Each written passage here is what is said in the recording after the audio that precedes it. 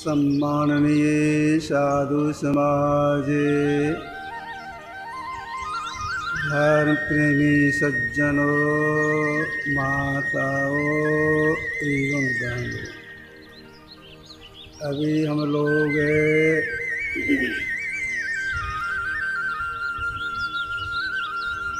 आराध्य देव श्री सद्गुरु महाराज जी के उपदेश में सुनी है, जो पाठ करके सुनाया गया है।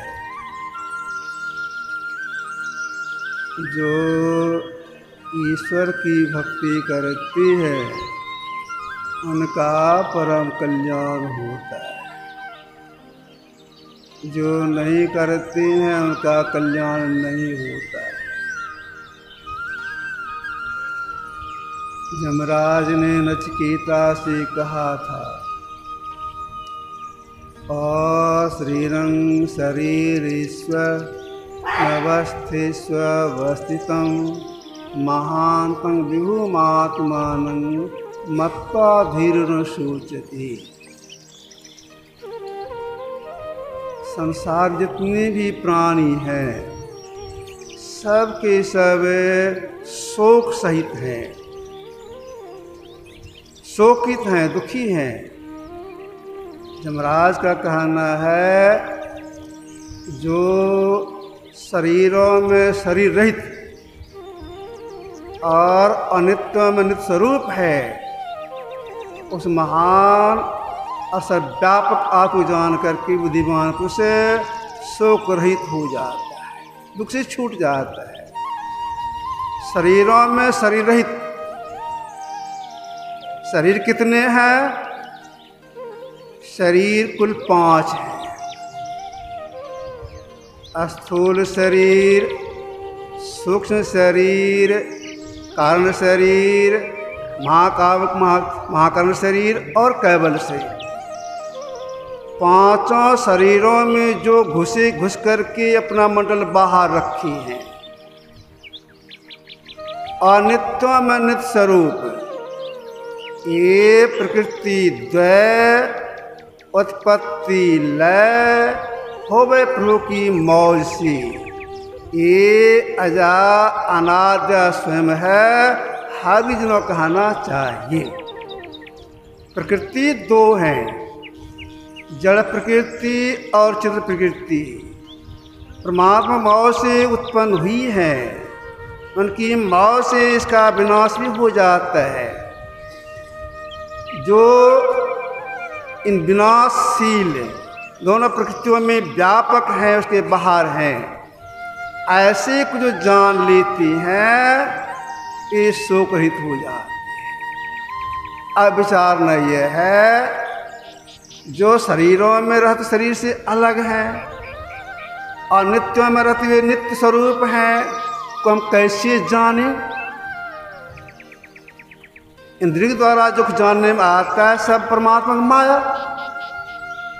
अभी हम लोग गुरुदेव के प्रवचन में सुने, गोचर जहाँ लगी मन जाई, सो सब माया जानो भाई। जहाँ तक इंद्रियों की दौड़ है सब माया। इंद्रियों में भीतर की 4 इंद्रियां हैं, मन, बुद्धि, चित्त, अहंकार। इसकी भी जहाँ तक दौड़ है वह भी माया है। इसकी दौड़ कहाँ तक है?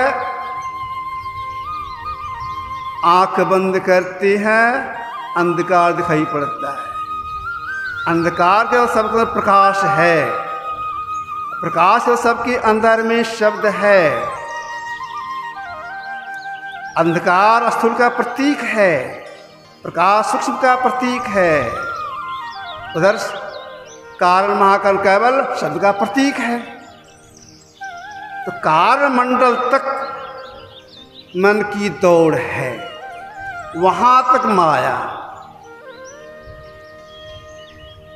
अगर भीतर 4 दिनों से कोई अलग हो जाएंगे तब मायापति का दर्शन होगा, उन्हें मिलना होगा।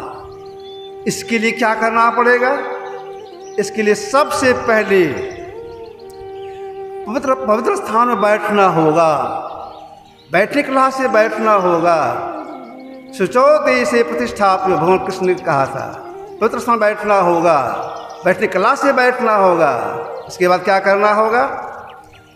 अंत साधन में एक नाम का जप करना होगा, एक रूप का ध्यान करना होगा।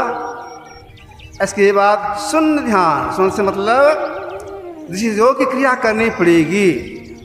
अगर इसमें सफल हो जाएंगे तो 5 कर्मेंद्रियां, हाथ पैर मुंह लिंग गुदा, 5 ज्ञानेंद्रियां, आँख कान नाक जी चमड़ा, ये 10 तो छूट जाएंगे। अब बाकी बच गया भीतर की 4 इंद्रियां। जब तक इससे छूटेंगे नहीं तो मायापति का दर्शन होगा नहीं और शोकृत होंगी नहीं। इससे अलग होने के लिए महापुरुषों ने कहा नादानुसंधान कीजिए। नाद मने शब्द, शब्द की खोज कीजिए। किस शब्द की खोज करने के लिए महापुरुषों ने कहा? इसकी खोज में 4 इंद्रियां छूटती है। शब्द खोज मन बस करे, सहज जोग है ये। शब्द खोज, कौन शब्द है? साधो, शब्द साधना कीजिए। जही सत्य प्रकट हो सोई शब्द गा लीजिए। इस सब सारी सृष्टि बनी है, उस सब की खोज कीजिए। उस सब की जब खोज हो जाएगी, जिस क्षण वह सब पकड़ा चला जाएगा, उसी क्षण ये जो भीतर 4 इंद्रियां हैं, मन बुद्धि चित्त अहंकार, अगर शरीर के भीतर में दृष्टि रूप में है, इसका निजी सत्ता समष्टि रूप। जैसे वो शब्द पकड़ा जाता है मन को, ये 4 इंद्रियां अपनी निजी सत्ता में समष्टि रूप में विलीन हो जाती है। तब जीव अकेले अवस्था में आकर के अपना पहचान करता है। आत्म आप को आप ही जाने।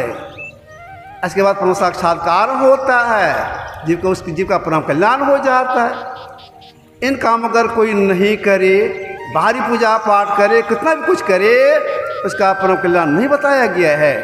और शास्त्रों का अध्ययन करने पर उसका कल्याण नहीं बताया गया है।